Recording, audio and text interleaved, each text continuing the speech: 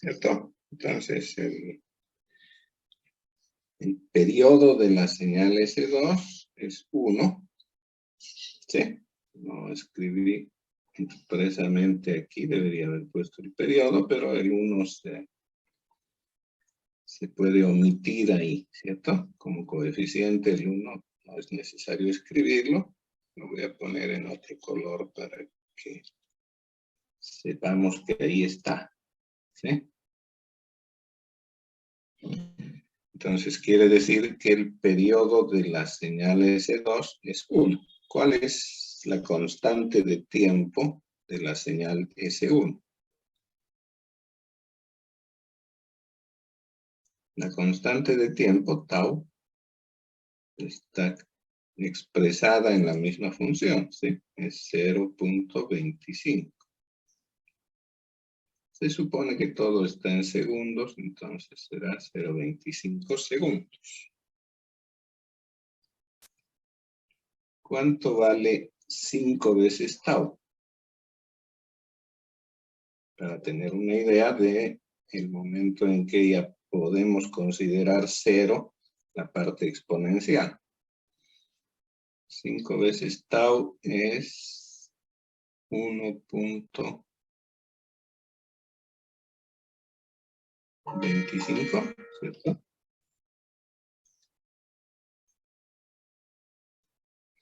Entonces, en 1.25 segundos, la exponencial prácticamente ha llegado a 0. ¿Sí? O sea, apenas 0.25 de un periodo de la señal cuadrada.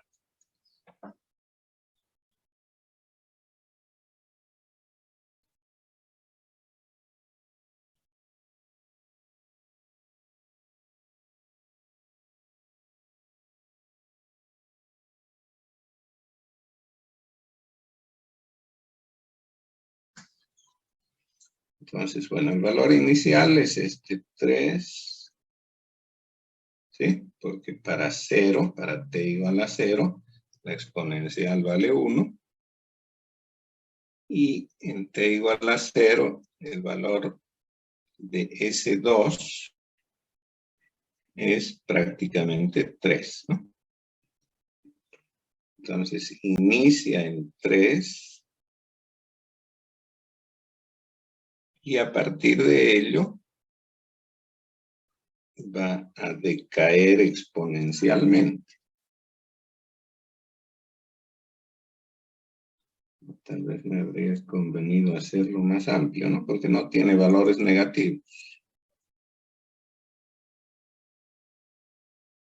Entonces voy a borrar esto más bien.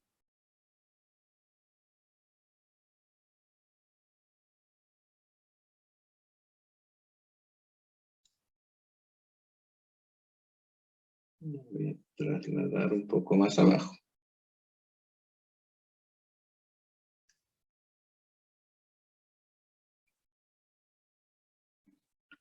¿No? Entonces marco aquí 1, 2, 3, ¿cierto?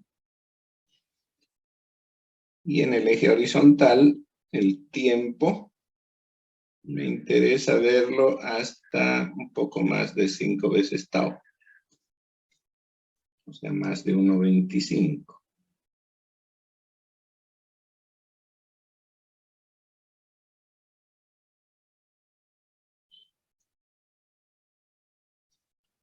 Aquí el tiempo t, lo estoy poniendo así, 0.25, 0.5, 0.75, 1, 1.25 y 1.5. Bien, 5 veces tau, hemos visto que es 1.25, quiere decir que hasta ahí existe la exponencial, después ya es prácticamente 0. ¿No? Voy a trazar eso con línea punteada.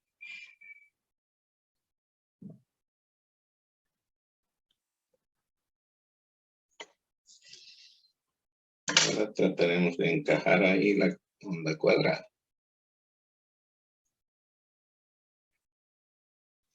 La onda cuadrada vale 3 entre 0 y 0,5. ¿No? Pero tiene ese decaimiento exponencial hasta 0,5. Quisiera ser 3, pero la exponencial la va reduciendo. Podríamos calcular cuál es el valor de la exponencial en 0,5, ¿no? 0,5 es 2 veces tau. 2 veces tau introduce un factor de e a la menos ¿cuánto? E a la menos 2, ¿cierto? E a la menos 2, ¿cuánto es?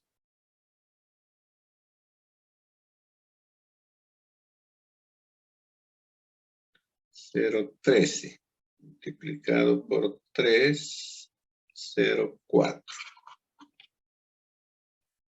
Entonces en 0,5 aquí está exagerado, ¿no? Debería ser menos, 0,4.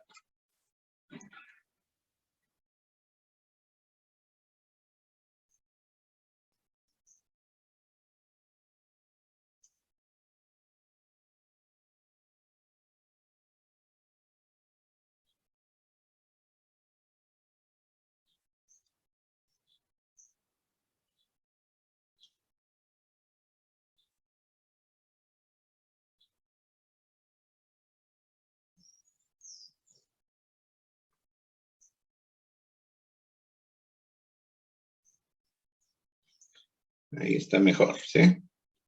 Entonces, para 0,5 vale 0,4. Este punto. Entonces, la onda cuadrada, que quiso ser 3, pero por efecto de la presencia de la exponencial decreciente, decae rápidamente. Y en 0,5, donde concluye la mitad de su periodo, es 0,4. Después vale 0, ¿sí? Entre 0,5 y 1 vale 0. Y después quiere ser otra vez 3, pero la exponencial ya está muy por debajo, ¿no? Está en 0,2, creo. ¿Sí? Entonces casi ya no alcanza a presentar un segundo valor distinto de 0.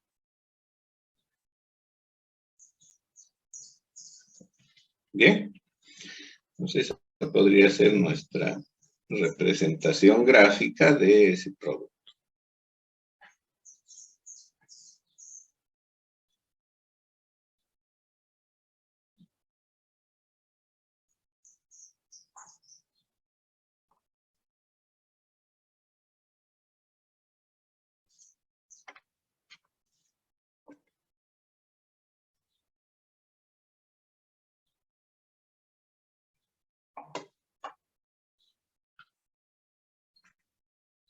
Bien, entonces este capítulo que vimos de señales un poco nos está introduciendo al análisis en el tiempo, ¿no? Puesto que las señales, las corrientes o los voltajes están variando en el tiempo. Un otro enfoque de ese análisis de variación en el tiempo viene de la mano de los componentes que tienen características de almacenamiento de energía. Concretamente, son el condensador y la bobina. Voy a poner esto un poquito más abajo y pongámosle el título.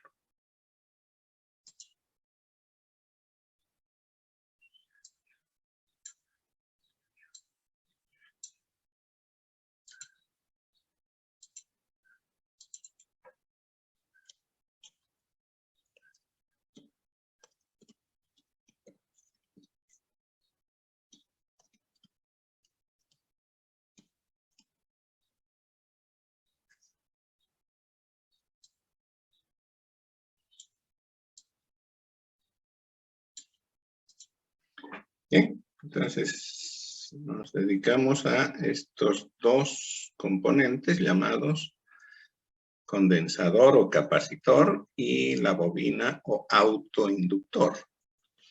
Y en esta fotografía aparecen varios tipos de condensadores,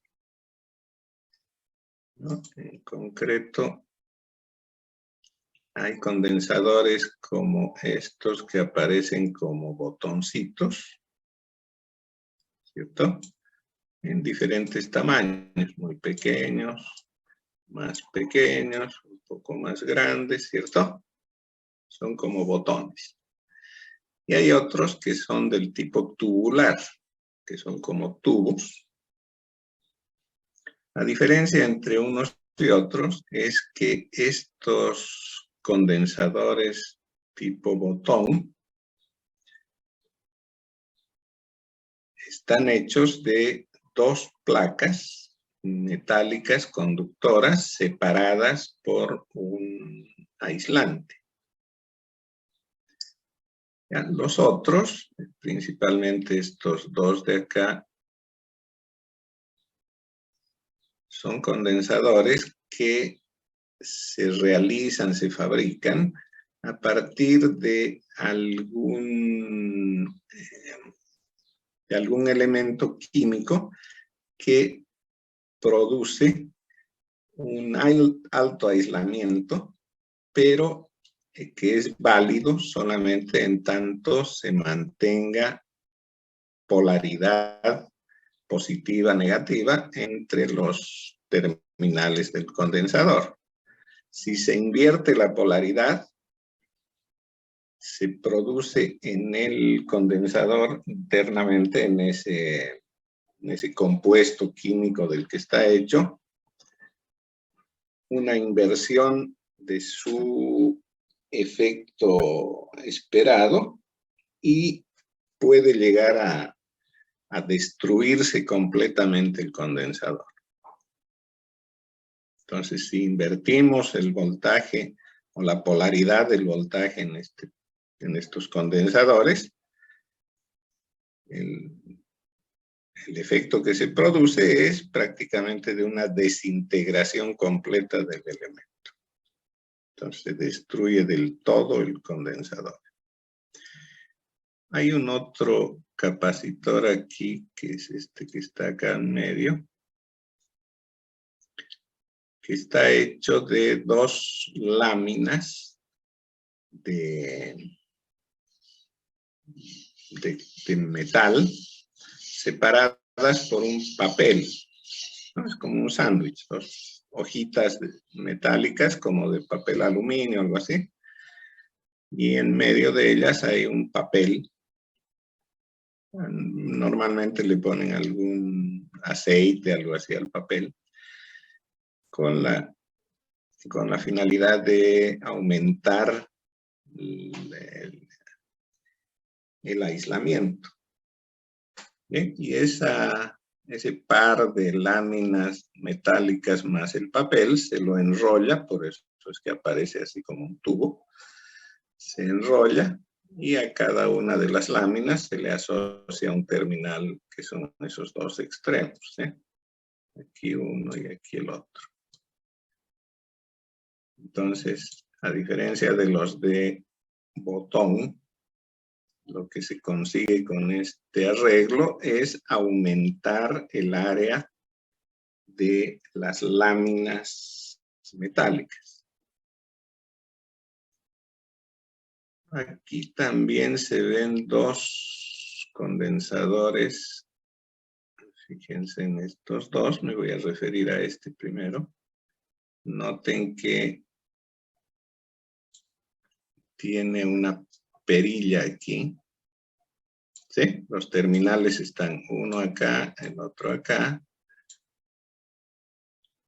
Y tiene una perilla. Esa perilla lo que hace es externamente, cuando se la hace girar, modifica el área de contacto entre unas pequeñas láminas que están sujetas una fija y la otra al eje de la perilla.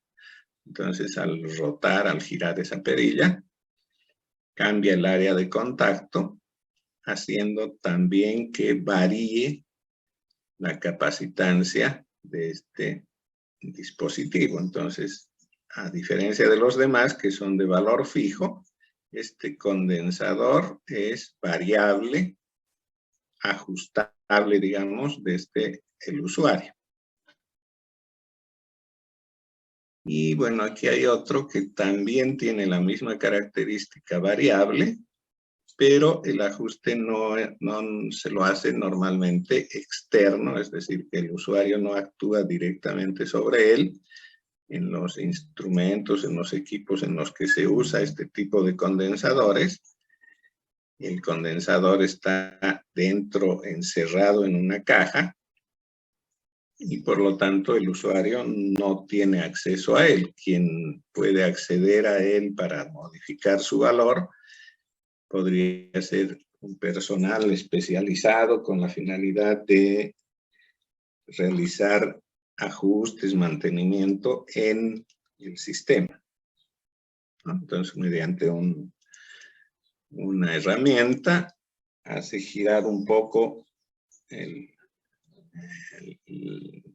hay una especie de tornillo ahí que está solidario con algunas de las placas, entonces cambia la superficie de contacto y por lo tanto cambia la capacitancia. Bueno,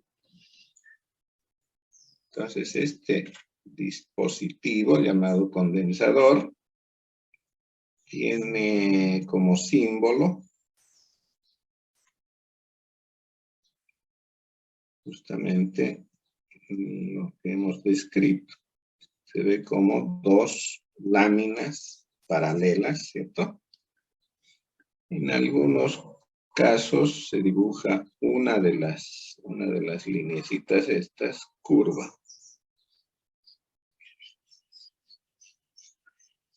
¿Ya? Así se representan los condensadores de valor fijo,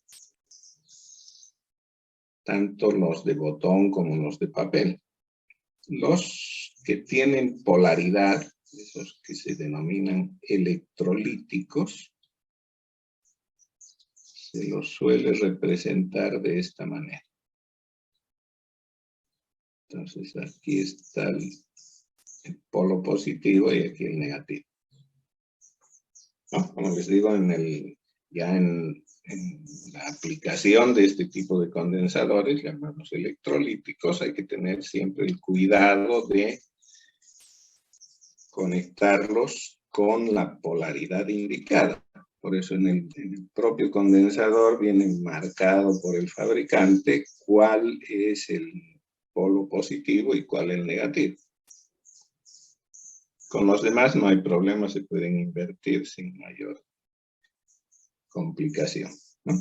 Y bueno, los variables normalmente se los representa de esta manera.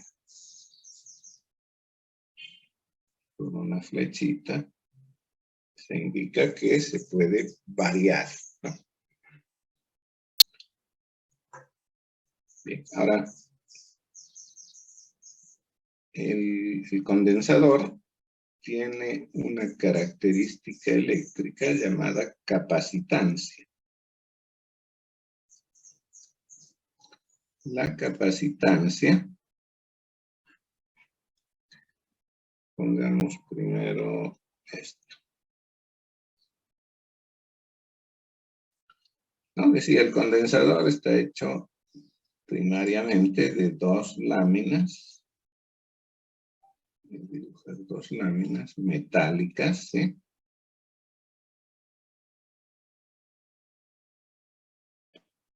Que no están en contacto eléctrico. Entre las dos hay un aislante. A ese aislante, por lo general, se lo llama dieléctrico. Bien, entonces dos láminas metálicas separadas por un dieléctrico. Las láminas tienen una superficie S. Y están separadas una distancia D.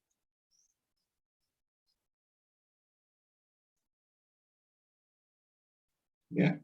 El aislante dieléctrico posee una constante dieléctrica que vamos a llamar epsilon. Entonces, la capacitancia, que es una característica de este dispositivo, se puede evaluar como esa constante epsilon multiplicada por S y dividida entre D. ¿No? Es decir, que para obtener mayor capacitancia se requiere láminas de mayor área. También se puede aumentar la capacitancia reduciendo la distancia entre las láminas. Ya, esto de reducir la distancia entre láminas puede causar problemas ¿no? Como no hay contacto eléctrico, sin embargo, si se presentan diferencias de potencial apreciables entre las dos láminas, se produce un efecto de chispa que puede dañar el condensador, ¿no? Entonces, por eso es que vienen limitados para cierto valor de voltaje. El fabricante dirá, este condensador puede soportar un voltaje de 50 voltios, 30, 100, no sé. Porque con voltajes superiores al especificado se perfora el aislante, produciéndose contacto eléctrico entre las láminas y se daña por completo el condensador. Bien. Entonces, este valor de la capacitancia, como les decía, es directamente proporcional a la superficie. Para lograr capacitancias grandes se requieren áreas grandes. Ahora, naturalmente que como los condensadores van a formar parte de un circuito en el que la mayoría de los componentes son de pequeño tamaño, ¿no? Ocupan volúmenes pequeños, entonces tampoco se podrían poner placas inmensamente grandes y además la dificultad de mantenerlas separadas una distancia cuanto más grandes es mayor, ¿cierto? Entonces se alcanzan con arreglos de este tipo capacitancias de órdenes bastante pequeños, ¿no? Se alcanzan capacitancias del orden de 10 a la menos 9 faradios, ¿no? La unidad de medida de la capacitancia es el faradio.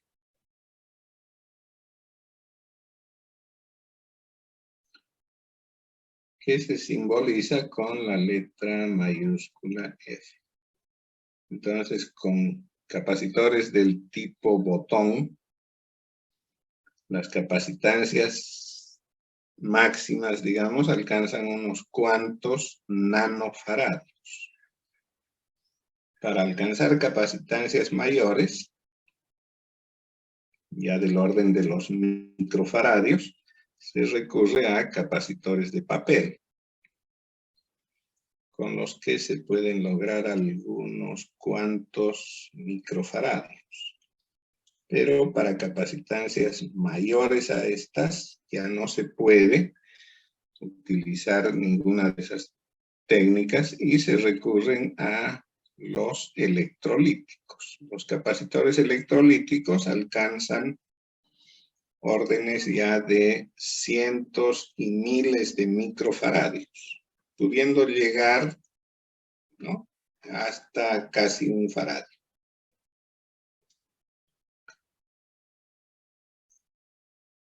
pero obviamente son capacitores sumamente grandes, del tamaño de un barril más o menos.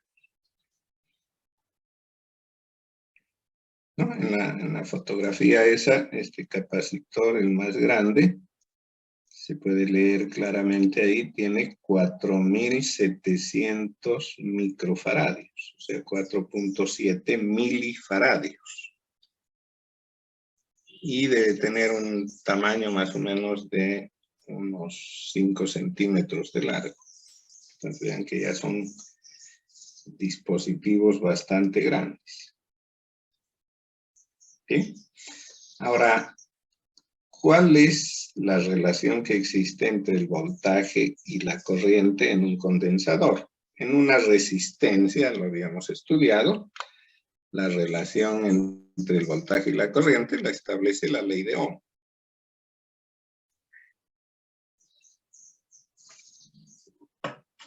¿Cierto? La ley de Ohm nos dice que el voltaje es directamente proporcional a la intensidad de corriente. En el condensador, la relación voltaje-intensidad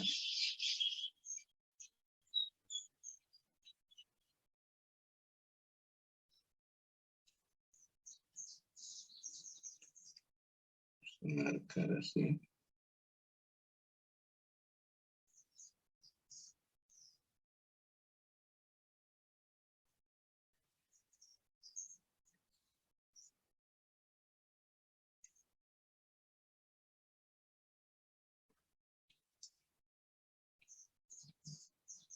¿No? Decíamos en la resistencia, la relación voltaje-intensidad es proporcional, ¿cierto? En cambio, en el condensador, esa relación es del tipo íntegro diferencial. La corriente está dada por la capacitancia multiplicada por la derivada del voltaje respecto al tiempo. ¿No? Naturalmente que el voltaje será 1 sobre C de la integral de la corriente.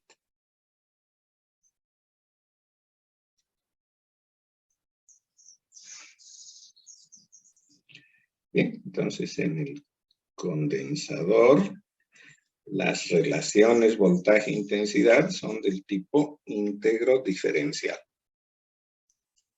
Lo que naturalmente va a provocar que en circuitos en los que intervenga el condensador, las ecuaciones, ya sea de suma de corrientes o de suma de voltajes establecidas por las leyes de Kirchhoff, van a ser del tipo íntegro diferencial. Entonces habrán ecuaciones diferenciales o íntegro diferenciales para expresar las leyes de Kirchhoff.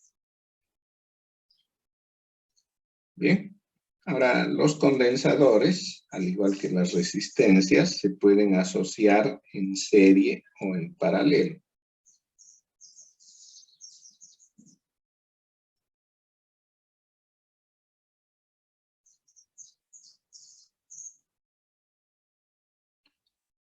En serie, producen una capacitancia similar a la que se obtiene con resistencias en paralelo. Si tengo capacitancias C1, C2, la equivalente va a ser 1 sobre C1 más 1 sobre C2. En cambio, en paralelo, las capacitancias se suman.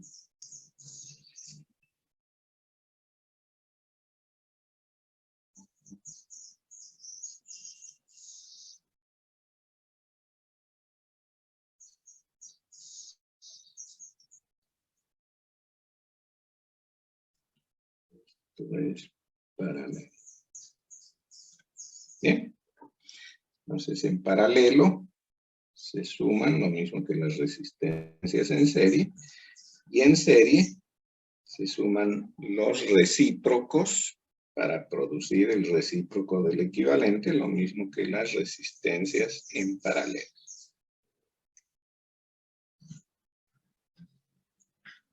El otro dispositivo con características de almacenamiento de energía es el denominado bobina, o también se llama autoinductor.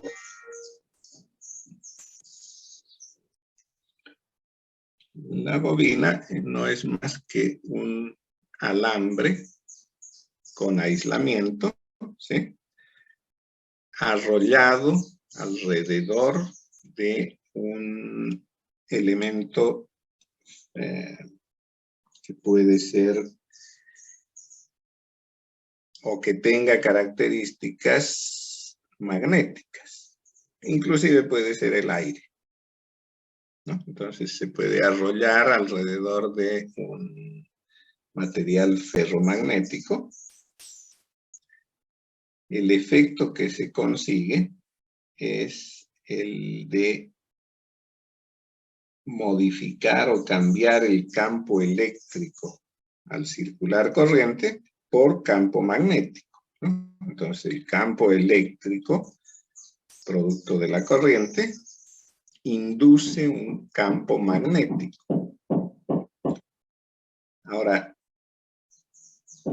el efecto es recíproco, es decir, ese campo magnético induce en un arrollamiento un campo eléctrico.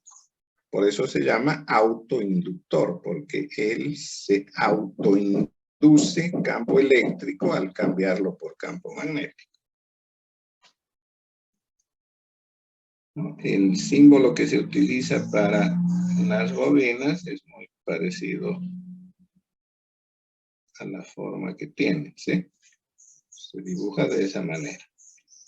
Y se simboliza con la letra L. Esta L es la autoinductancia. Y esta autoinductancia es proporcional a la longitud y inversamente proporcional al diámetro del arrollamiento. ¿Bien? Entonces, si hemos arrollado un alambre de esta manera,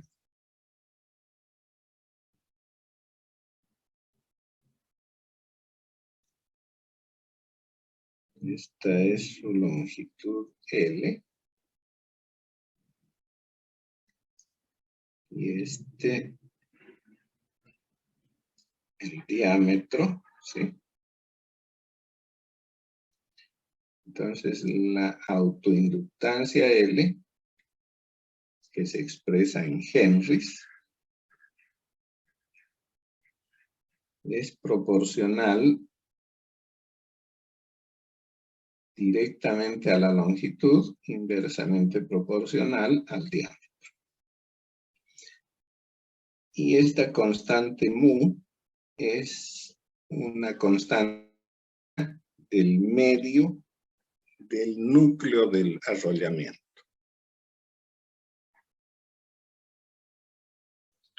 ¿Sí? Entonces, la unidad en la que se expresa la autoinductancia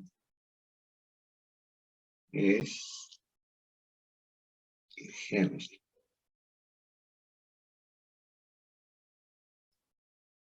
En español se acostumbra a llamarlo Henry. Y se simboliza con la letra mayúscula H.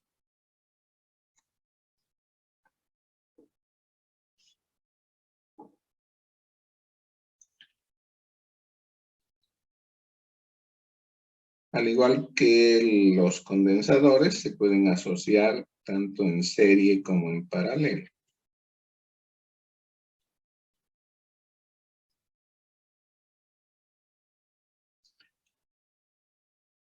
En serie, la inductancia equivalente se la obtiene sumando las autoinductancias parciales.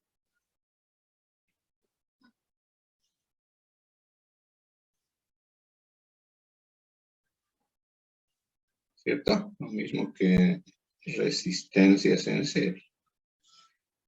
En cambio, en paralelo,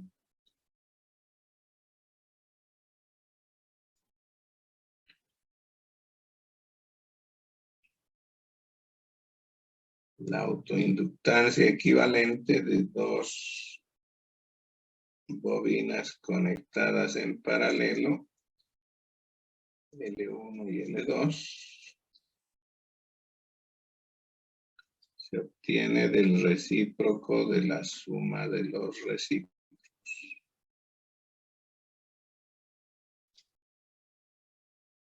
Lo mismo que las resistencias en paralelo, ¿no? Ahora, ¿cuál la relación entre corriente y voltaje?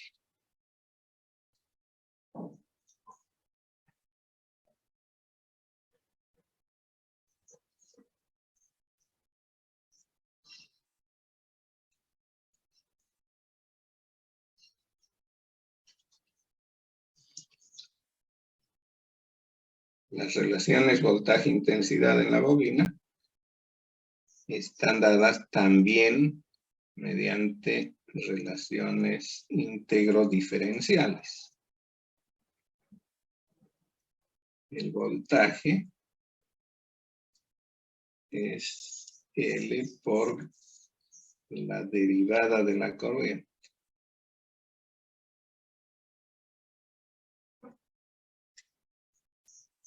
Y naturalmente que la corriente es 1 sobre L integral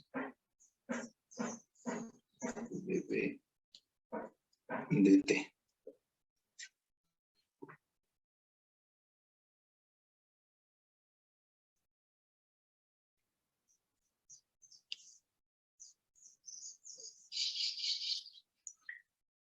Ahora, ¿por qué se llaman almacenadores de energía? Lo que ocurre en un condensador es que cuando se le proporciona una diferencia de potencial entre sus dos terminales por un tiempo limitado, ese voltaje proveniente de una fuente se mantiene entre los terminales del condensador una vez que se retira la fuente de energía. Sin embargo, esa diferencia de potencial no actúa como lo hace una batería, ¿sí? O sea, va a existir esa diferencia de potencial, pero es limitada en tiempo, porque si pretendemos darle uso a esa energía almacenada, esta va a decaer en el tiempo. Es decir, que el condensador, cuando se lo conecta a una fuente de energía, se carga hasta alcanzar el valor del voltaje de la fuente. Pero en ausencia de una fuente externa, conectado en un circuito, ese voltaje, digamos, que adquirió el condensador, decae rápidamente. Bien, el mismo efecto tiene la bobina. En el condensador, la energía proporcionada por una fuente se almacena como voltaje, como diferencia de potencial. En cambio, en la bobina, la energía proporcionada por una fuente se almacena en forma de intensidad de corriente, ¿no? Obviamente que el caso del condensador, uno podría cargar el condensador y retirarlo de ese circuito de carga y se va a mantener el voltaje. ¿Sí? desconectado totalmente, mantiene el voltaje. Y de hecho, en los laboratorios de electricidad y electrónica, una de las bromas comunes es justamente esa, ¿no? Cargan un condensador a 50, 100 voltios y lo dejan por ahí abandonado, ¿no? Entonces no falta un curioso que va y lo levanta y obviamente va a recibir esa descarga almacenada en el condensador. La bobina, por lo contrario, como almacena corriente, la corriente sabemos que solo existe en un circuito cerrado, entonces no podríamos cargar la bobina, retirarla del circuito y esperar que se mantenga esa energía almacenada, ¿no? Porque como la almacenó en forma de corriente, la corriente va a dejar de existir en cuanto se desconecte la bobina del circuito en el que estaba cargando, ¿no? Entonces, el efecto de almacenamiento de carga en la bobina está condicionado a que se encuentre conectado a un circuito.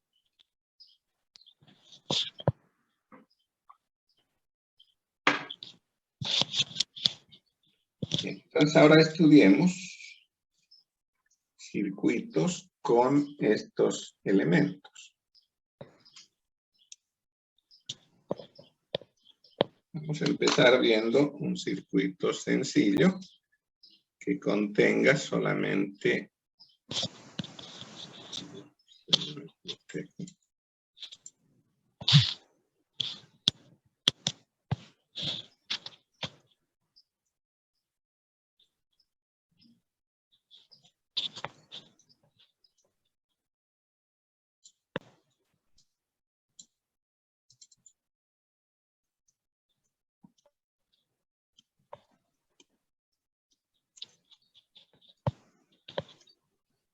lo vamos a llamar circuito RC porque contiene un condensador y una resistencia.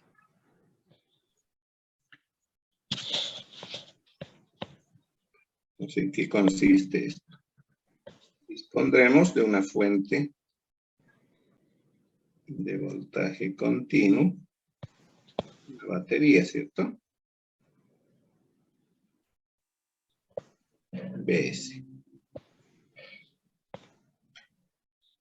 Y vamos a usar un conmutador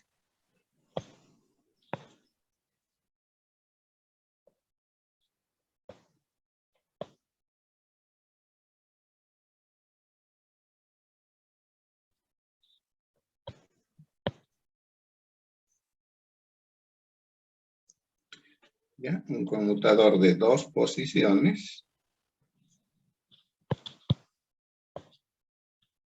que nos va a permitir conectar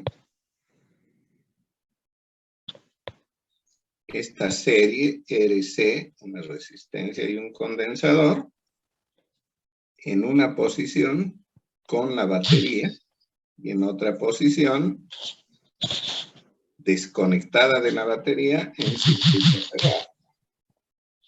Bien, entonces aquí hay 2 posiciones para el conmutador. Vamos a llamarlas A y B.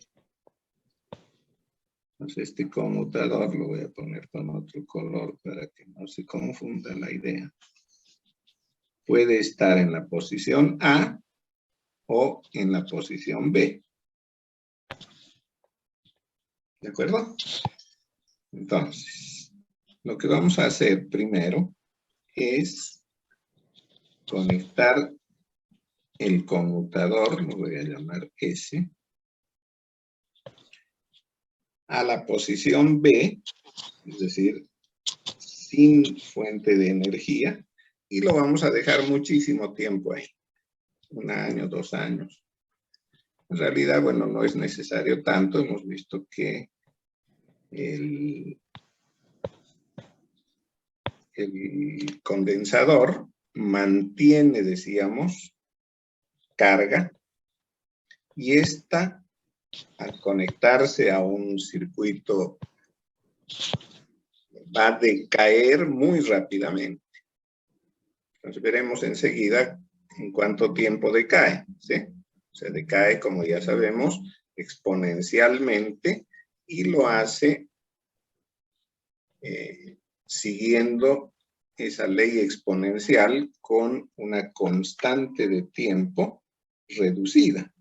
Entonces, en 5 veces esa constante de tiempo, podríamos decir que ya casi ha llegado a 0 porque se ha reducido a menos de 1%. Bien, entonces ponemos primero la llave en la posición B y la vamos a mantener ahí mucho tiempo. De manera que lo que estamos buscando con eso es que la carga posible que exista en el condensador se haya extinguido, que sea 0. Entonces voy a cuadricular esto. Entonces decimos, con S en A,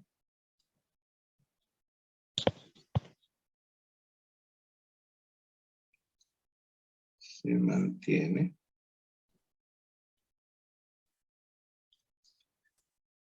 mucho tiempo.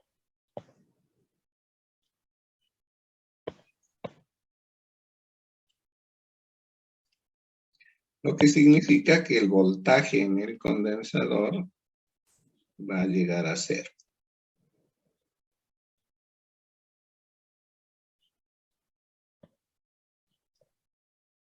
¿Cierto?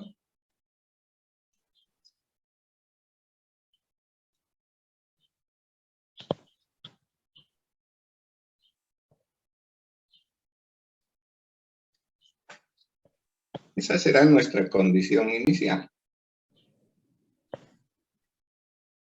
Y ahora vamos a mover la llave a la posición A.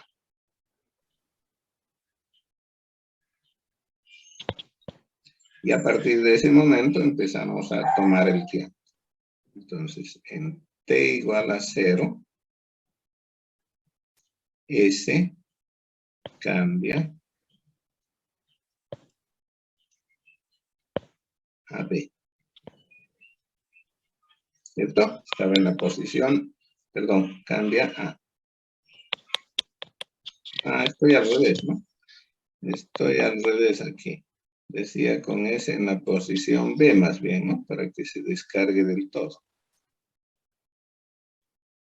En B se mantiene mucho tiempo, entonces se descargó totalmente el condensador hasta que B es 0. Y ahora, a partir del momento 0, cambiamos la llave S a la posición A más bien, ¿no? Es decir, que ahora le vamos a conectar la fuente.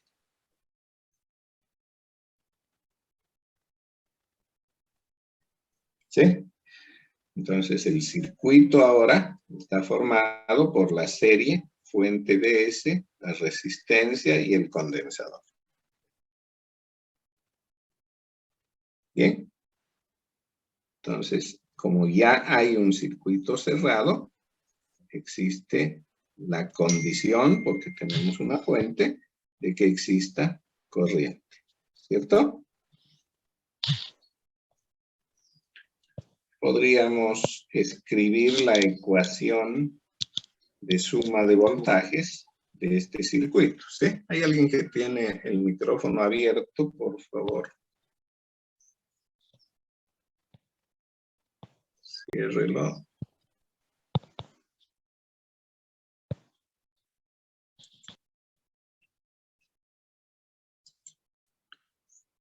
Ok, voy a silenciar.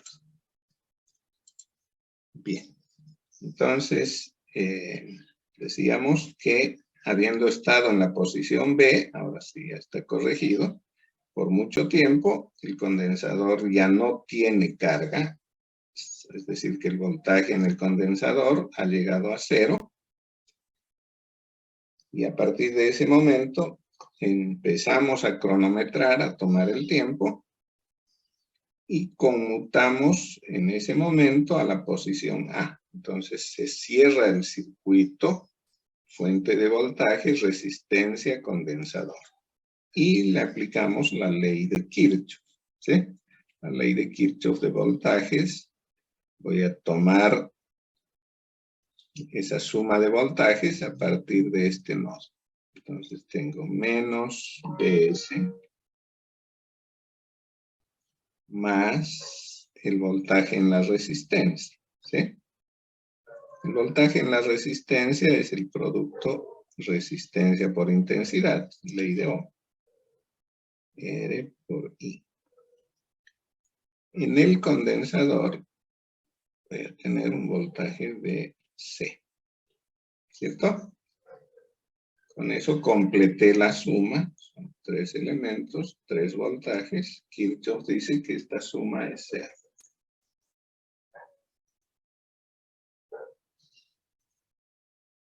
Bien. Ahora, como habíamos anotado por aquí, las relaciones voltaje-intensidad en el condensador, ¿cierto? Son corriente proporcional a la derivada del voltaje o voltaje proporcional a la integral de la corriente. ¿Sí? Entonces voy a usar esa segunda.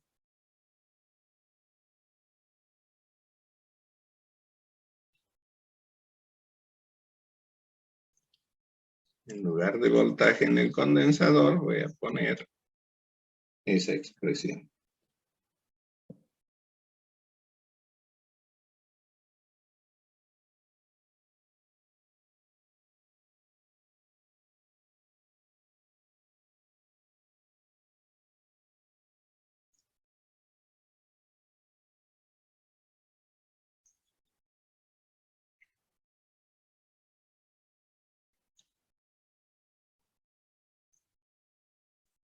Bien, observen que esta ecuación es una ecuación integral, la cual podría convertirla en una ecuación diferencial, ¿cierto? Si derivo toda la ecuación. Eso es lo que vamos a hacer. Derivamos.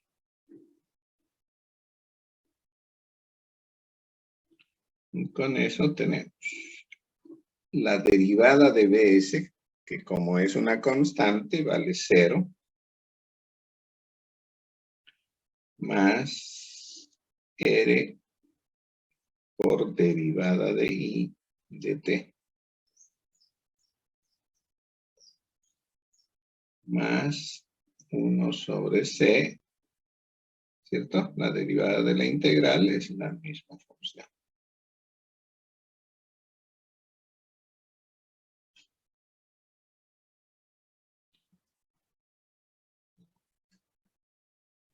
Fíjense en esta expresión ahora. Y podría escribirla de esta manera. Voy a despejar I. Entonces, I es igual a menos E de C por la derivada de I respecto a T. ¿Cierto? Bueno, hay muchas formas de resolver una ecuación diferencial. Sin embargo, vamos a usar nuestra experiencia. Como conocemos muy bien de funciones, todos han aprobado cálculo 1.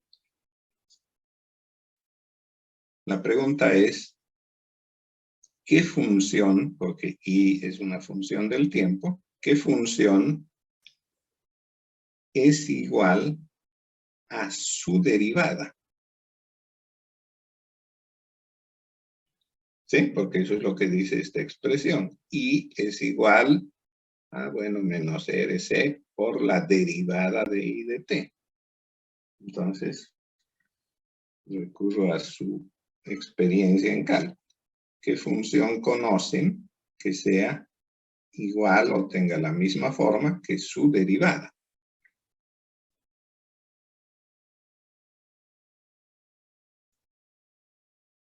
Que yo sepa, la función que cumple con ese requisito es la función exponencial. ¿Cierto?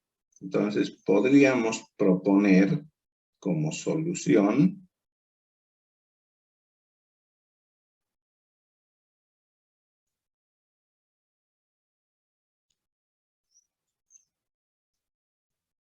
que y, ¿no?, que es una función del tiempo, tenga esta forma.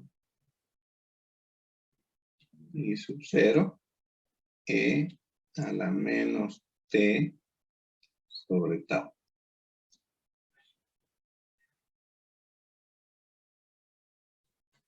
¿Cierto? ¿Cuál es la derivada de esta función? La derivada será menos i sub 0 sobre tau por e a la menos t sobre tau. O sea, tiene la misma forma de la función. ¿Estamos? Entonces, ahora voy a reemplazar esa solución en la ecuación que tengo acá.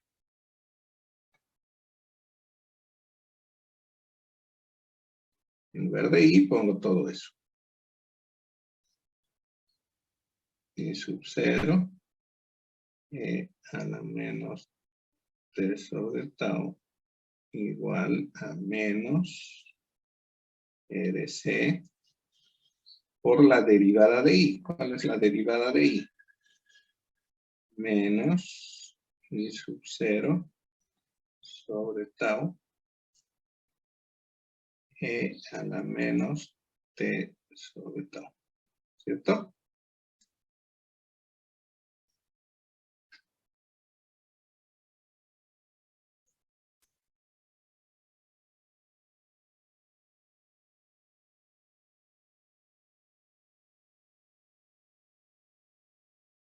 Y de aquí, de esta expresión del lado derecho, puedo factorizar i sub 0 e a la menos t sobre tau. Me queda menos por menos más RC sobre tau.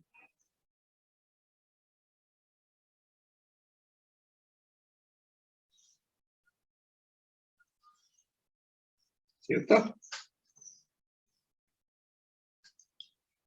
Entonces, bueno, el factor exponencial que aparece en los dos miembros de la ecuación es 0 solamente en t infinito. Pues quitando aquello, no vamos a esperar hasta el infinito, quitando eso podemos simplificar, ¿cierto? Entonces nos queda que el producto R por C sobre dividido entre tau es igual a 1. Por lo tanto, tau es RC. ¿Cierto? El producto RC es la constante de tiempo.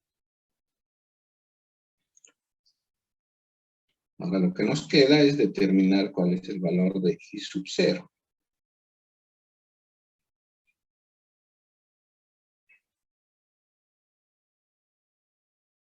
¿No?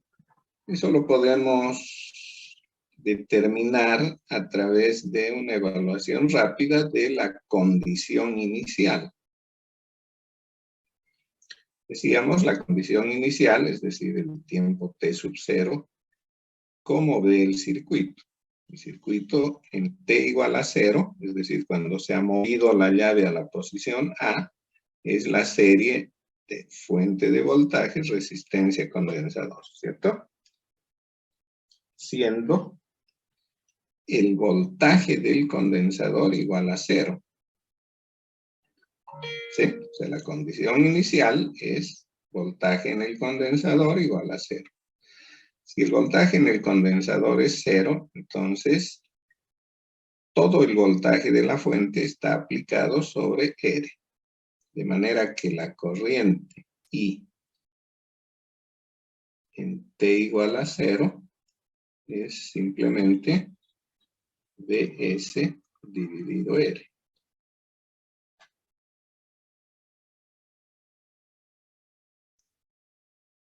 ¿Cierto? Ahora de nuestra propuesta. Y de T decíamos es esto, ¿cierto? Entonces voy a poner en T igual a 0.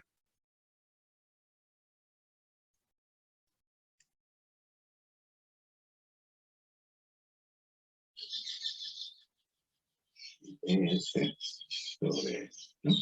Y esto debería ser igual a I sub 0 por E a la menos 0. E a la 0 es 1. Entonces deduzco de aquí que I sub 0 es igual a BS sobre E. Con lo cual ya tengo la solución para la corriente. La corriente I de T es I sub 0, que vale BS sobre R, por E a la menos T sobre tau, que hemos determinado es E de C. Bien, esa es entonces nuestra solución para la intensidad de corriente.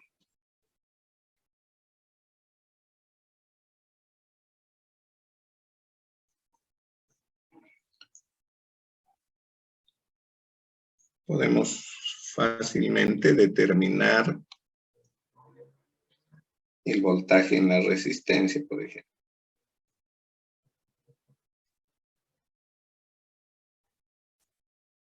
El voltaje en la resistencia por ley de Ohm, que es simplemente R por I, ¿cierto?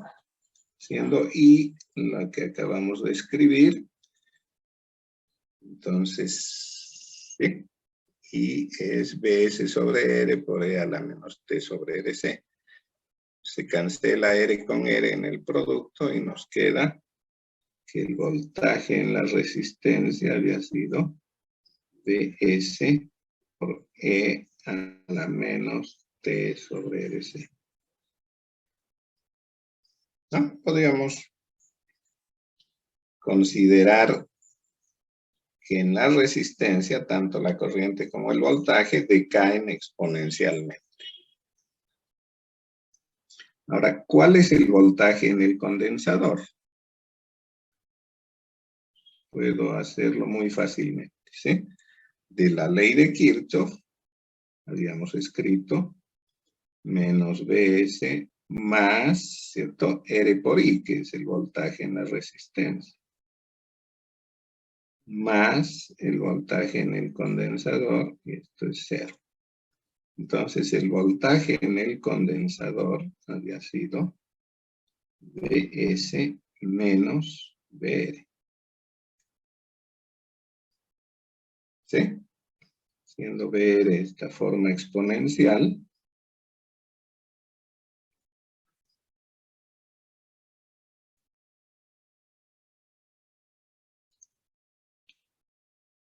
¿no? Factorizo BS y se acabó. B sub C de T, entonces es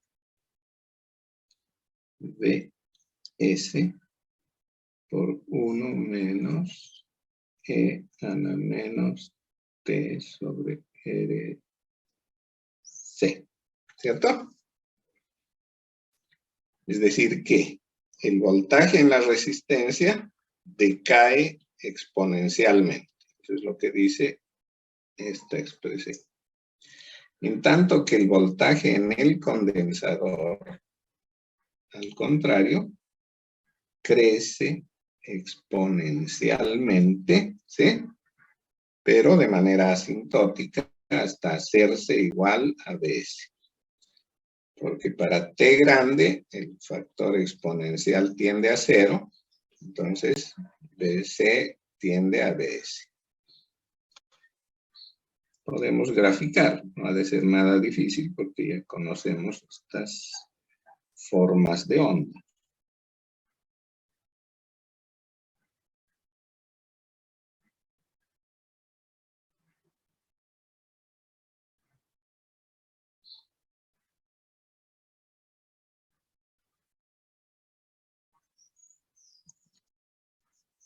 El voltaje en la resistencia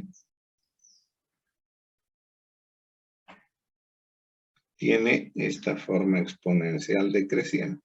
En t igual a 0, la parte exponencial vale 1. Entonces, en t igual a 0, BR es igual a BS. Es decir, que se inicia en BS y cae exponencialmente.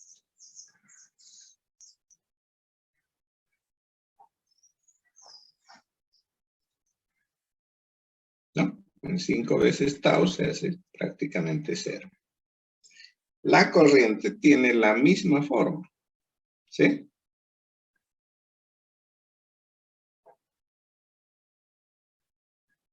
Pongo I de T simplemente porque con el circuito serie, la corriente es única para los tres, ¿sí? Ahora, ¿cómo es el voltaje en el condensador?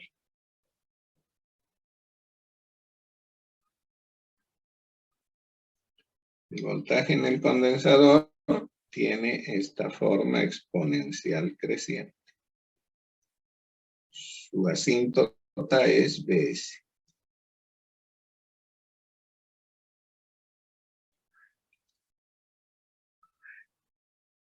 Quiere decir que inicia en 0 y alcanza el valor Bs en aproximadamente 5 veces tau. No lo alcanza exactamente, pero su diferencia con él es del orden de 1%. O sea que está en el 99% en 5 veces tau.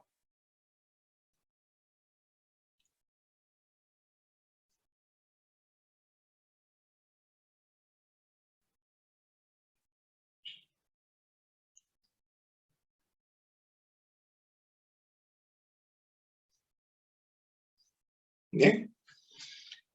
Entonces esas son las formas de onda de los voltajes en la resistencia y en el condensador. Bueno, la corriente que es única para la serie tiene la misma forma del voltaje en la resistencia. O sea que es una exponencial decreciente.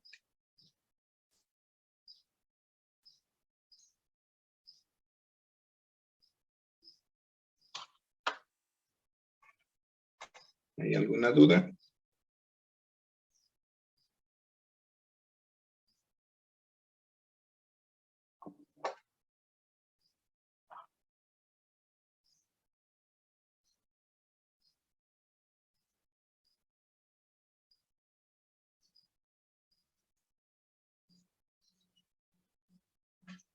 Ah, sí. Entonces, este es el comportamiento de la carga del condensador. Todo el tiempo que transcurre a partir del momento en que movimos la llave de la posición B a la posición A. Ahora vamos a hacer lo contrario.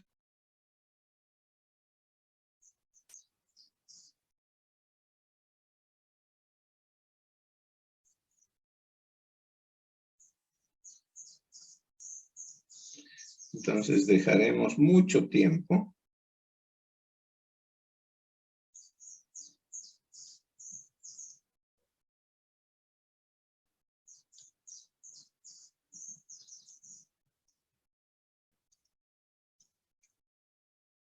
la llave S en la posición, ahora no me voy a equivocar, en la posición A, ¿cierto? A. ¿Para qué lo dejamos mucho tiempo? Para asegurarnos de que el voltaje en el condensador sea Bs. ¿Sí? Porque en t igual a infinito, esta parte exponencial se hace 0 y nos queda solo el 1 en el paréntesis. Entonces, el voltaje en el condensador en t infinito es Bs. ¿Sí? Por eso digo, lo dejo mucho tiempo. Vamos a esperar un tiempo infinito. Ya sabemos que con un tiempo prudencialmente mayor a 5 veces tau, ya hemos llegado al valor de S. ¿Cierto? O sea, considerando hasta el tercer decimal, digamos, en más de 5 veces tau, ya estamos en BS. ¿De acuerdo?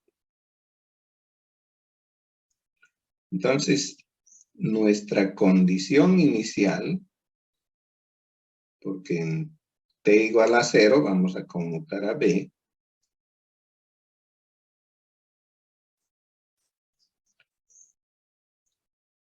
t igual a 0, ¿no? Movemos ahora el tiempo a ese instante. Entonces se cambia S a B. ¿Sí? Eso quiere decir que la condición inicial ahora es voltaje en el condensador en T igual a 0 es Vs.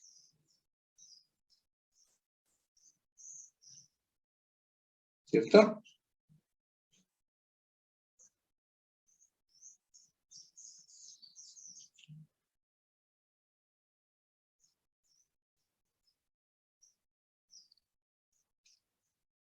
Puedo poner entre paréntesis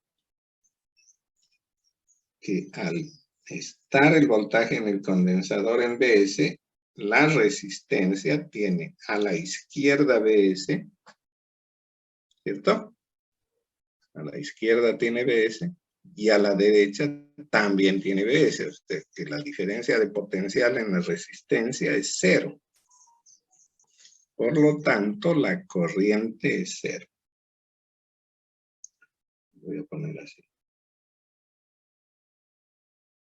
Y en T igual a 0 es igual a 0.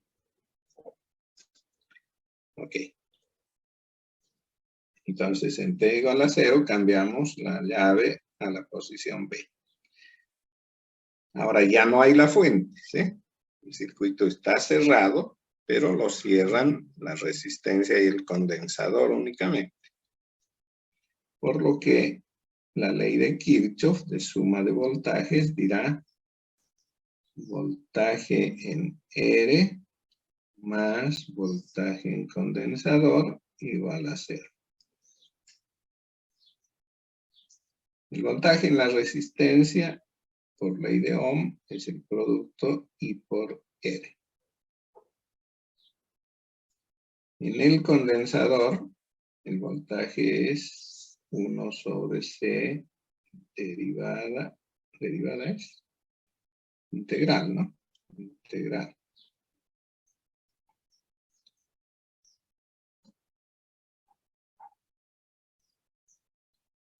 Integral de I de T. Entonces ahora voy a derivar.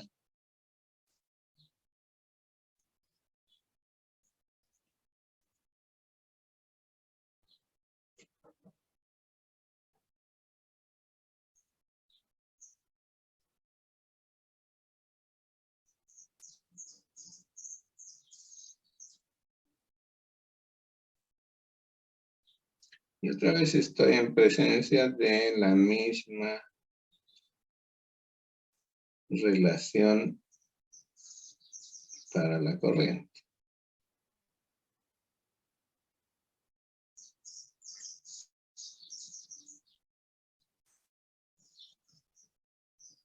¿Cierto?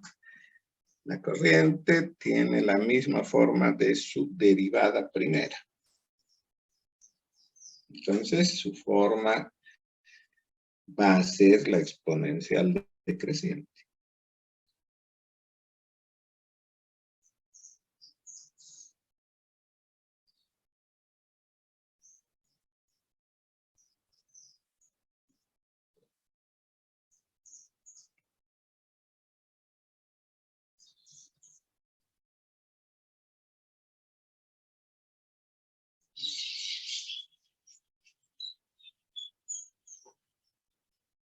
Bien. Puedo calcular tau.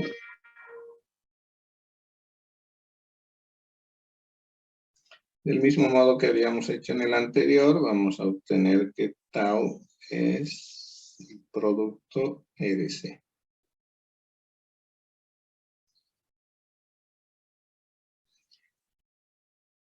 Y también, ¿no? No vamos a dar vueltas sobre lo mismo. Y sub 0 es Vs sobre R.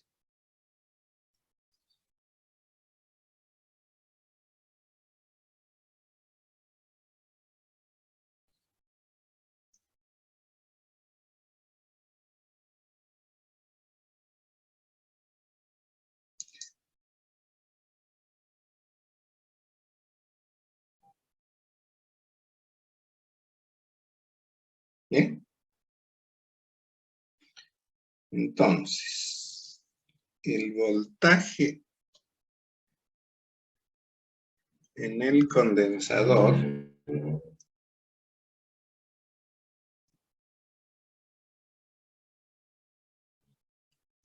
tendrá esta forma.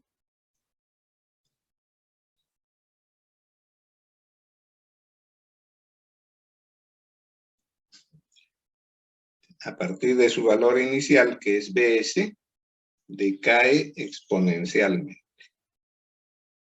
Lo que significa que el voltaje en la resistencia, para que la suma de voltajes sea 0, tiene que ser de crecimiento exponencial, asintótico, ¿cierto?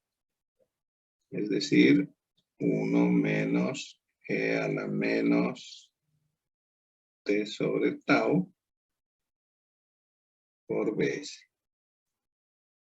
De manera que la corriente en la resistencia, que es la misma corriente en el condensador, tendrá la misma forma que el voltaje de las resistencias, ¿eh? Nada más hay que dividir entre R.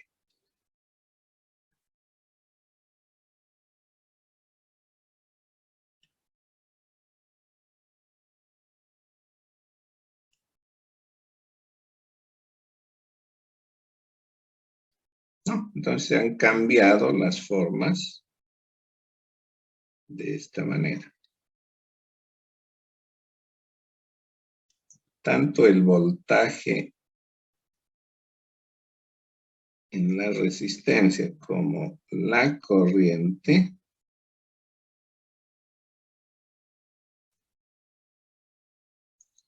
tienen forma exponencial creciente.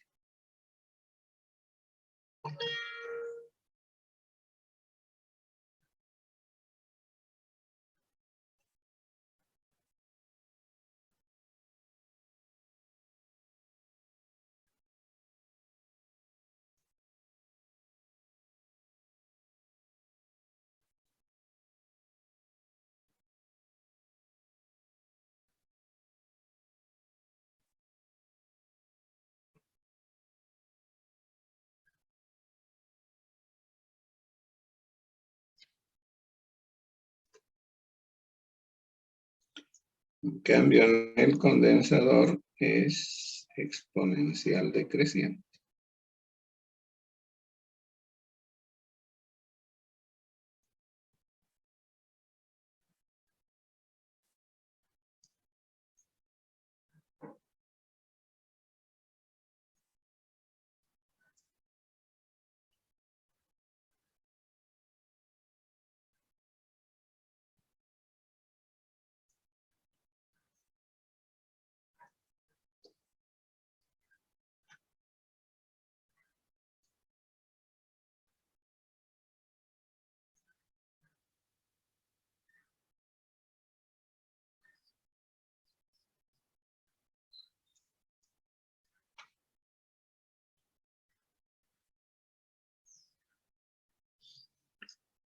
Bien.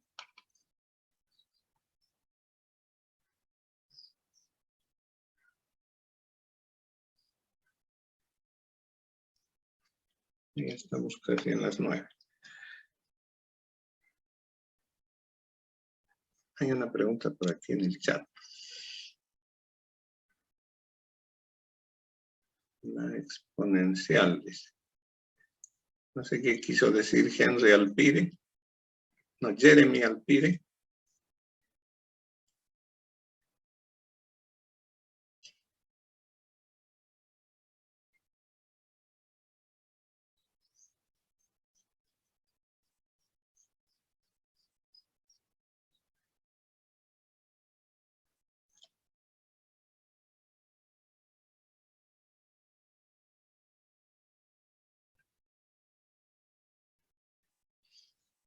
Ok.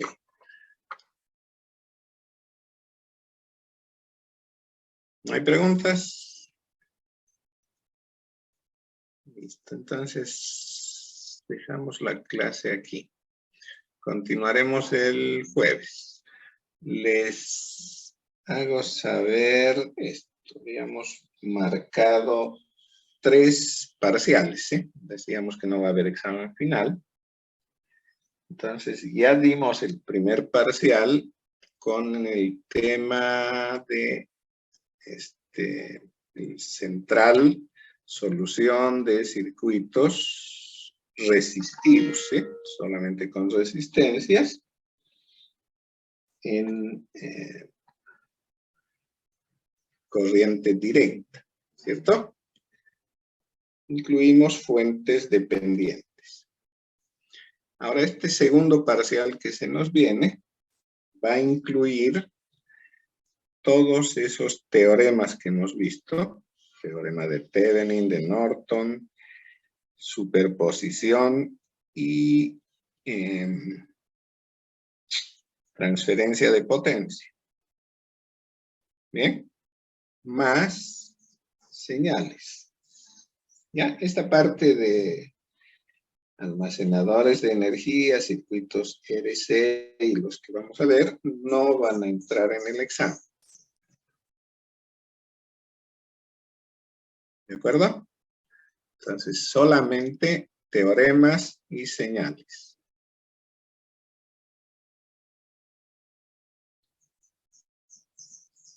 Podemos dar ese examen en, digamos, estamos en 30, ¿no?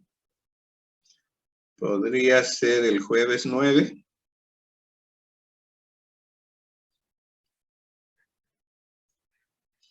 Les voy a pasar esta tarde un práctico con los temas de ese parcial.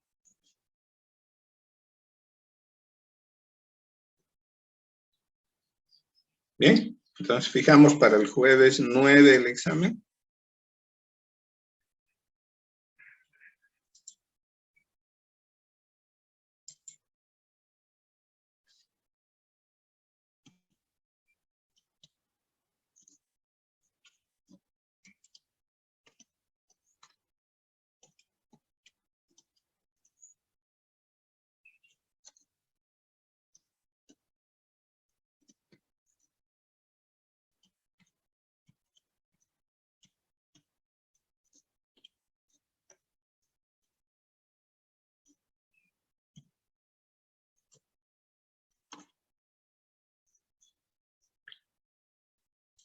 Listo.